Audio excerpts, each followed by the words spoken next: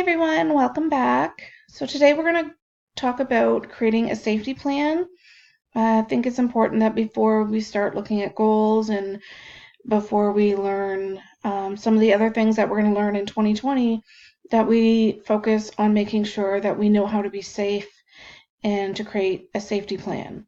So to create a safety plan, there's a number of steps involved. The first step would be starting to learn the warning signs. So for me, um, I think we've talked about it before in a different video where I tend to outline my fingers a lot. When I'm doing that, then my anxiety is definitely up more. Um, Again, when my toes are tapping or my knee is going, then my anxiety is up. So that's a warning sign. If my thinking starts to get a little clouded, again, that's a warning sign for me. So what's best is to get a sheet of paper to create this safety plan and to write down. Okay, so step one, my warning signs, and write down what are your warning signs. What is it that indicates to you, oh, something's changing, something's not right, a crisis might be coming. Um, our thoughts, our images, our moods, our situations, our behaviors, is there something that's different that's indicating to me that I need to be mindful? And at first, it's going to be harder to pick up on these things because we're not used to it. But as I've learned, it does get easier. I used to go from 0 to 100 in a heartbeat, and now it can take me days, it can take me weeks. Like I know, as I said, over the Christmas holidays, I've been struggling, but I don't hit my valleys as fast and I don't hit them as low, which I think is the goal ultimately for everybody, is that our peaks are higher and longer than our valleys are. We don't have them as long or as deep as they were. So hopefully we don't have them at all, but we all have bad days, so we will. Okay, so for step two, is internal coping strategies. So things that I can do to take my mind off my problems. So I went and I've drawn up fancy lists and I put them on my door of my bedroom, places where my friends don't come and see them because they don't need to know that I have a hard time or that there's anything wrong.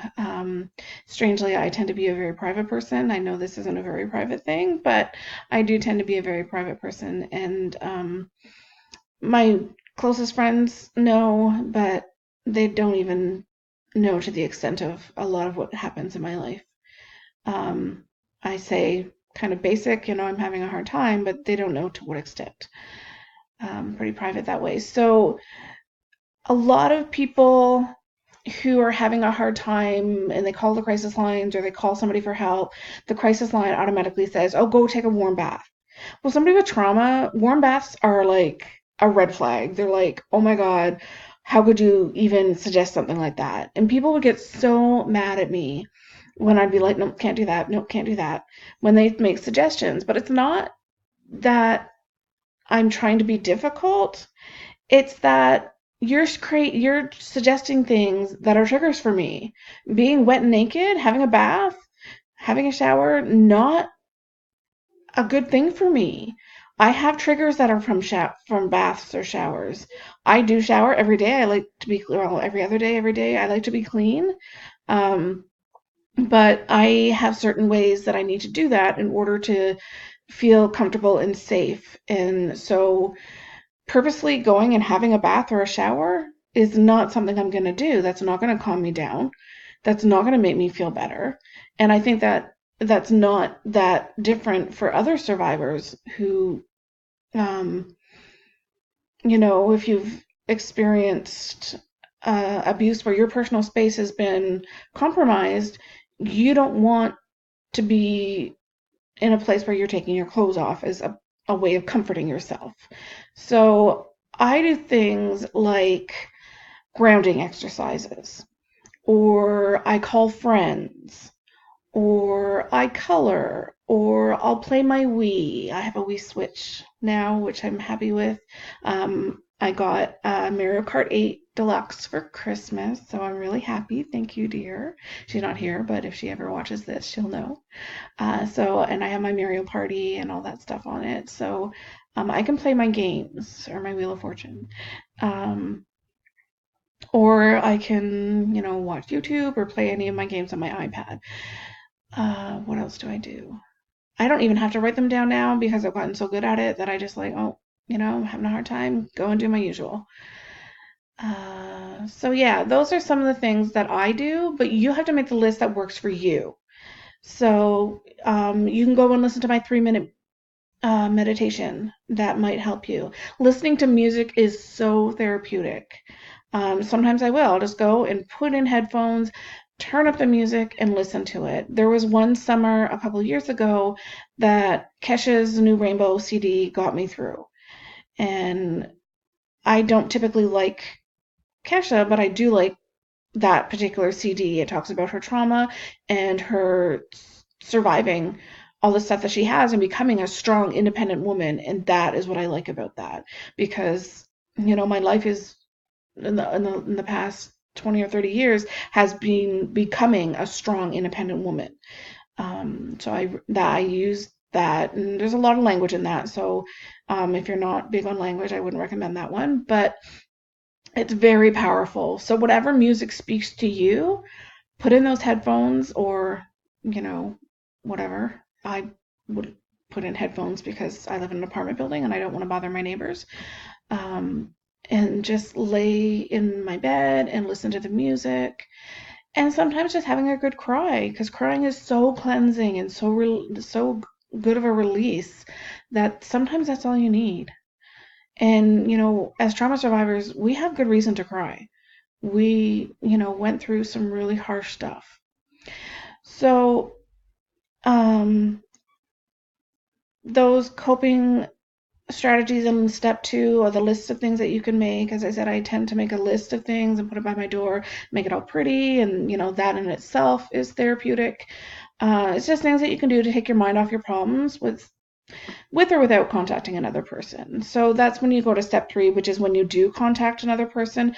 I use step 2 in contacting other people just because my friends are different than my support. So in step 3, where you would call people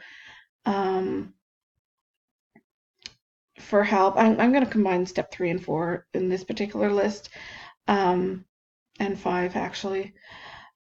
You can then make a list of the supports in your area. Like we have Durham Mental Health Crisis Line. What else do we have? I don't even know anymore. We have the Durham Distress Center.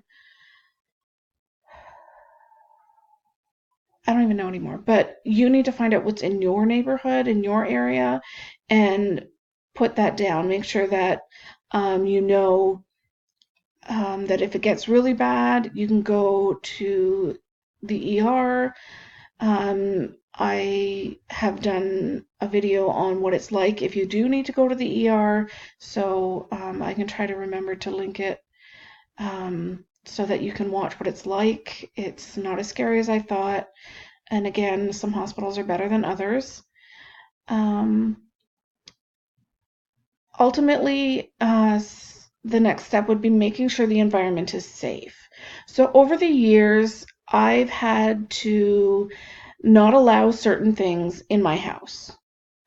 I had to learn to use the electric razor over a normal razor because I had a tendency to take my razors apart and they were not a safe thing. So it took me years before I could let them back in the house.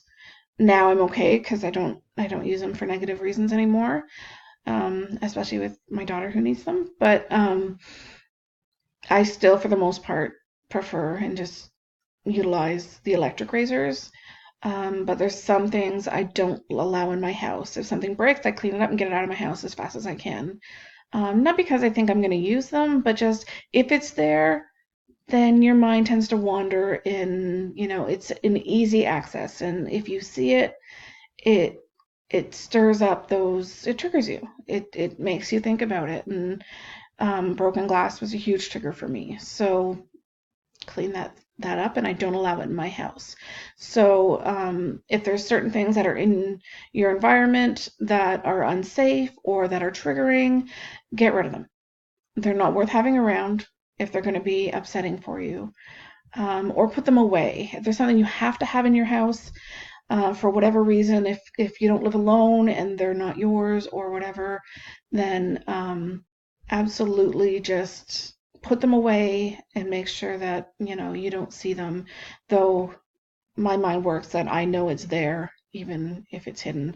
But you can always ask the person you live with, can you go and hide this? Because I don't want to know where it is. So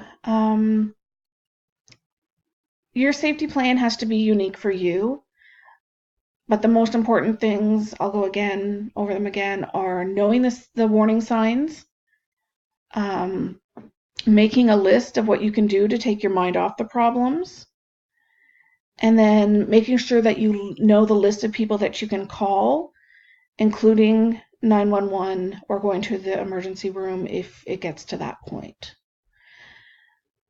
So I hope if you have any comments or questions or anything you want me to speak about, that you put them in the comments. If you like my videos and you want to be notified if when I post another one, then hit subscribe and the little bell, and the bell will let you know every time I post a new video. And until next time, take care, respect yourself. Thank you.